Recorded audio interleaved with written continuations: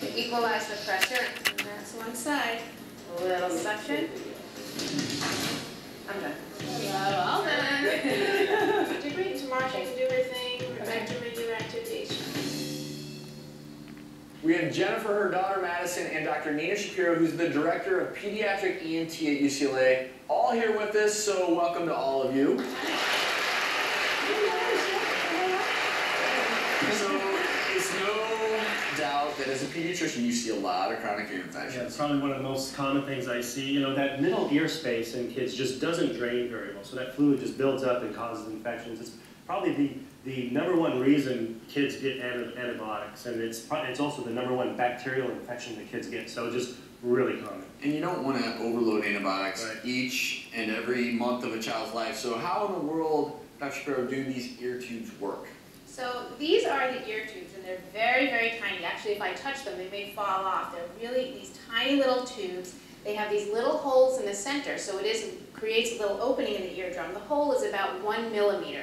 And so what we do to put the tube in, this is just a little tiny, Maddie, you don't have to see this. This is a little tiny knife that we use. We make a little opening in the eardrum, and that drains out the fluid, and then we put one of these little tubes in, and it's sort of like putting a button in a buttonhole. It just sits in the ear. There's a reason that you do this, because we've been talking about fluid building up in the middle ear, causes problems, but we have a little chemistry set up over there to Back to high further school explain for this. us. So these are sort of examples of what we would see inside of an ear. So this would actually be an example of a healthy ear. The middle ear space should be filled with air, and this is the eardrum. And this is how sound is conducted through this air space into the inside of the ear.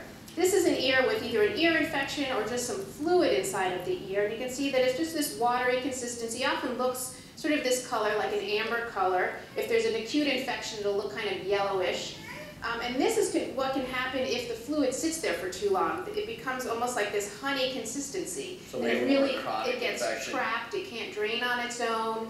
Obviously, the sound will conduct much more slowly through this space here. So what we do when we do a tube procedure is we really just drain out the fluid. We pour it out until it's all cleared, and then we have this nice clear air space that we've created from taking out the fluid, and that's what we did for Maddie's ears. And then this little opening in our little beaker here is an example of what a tube would look like.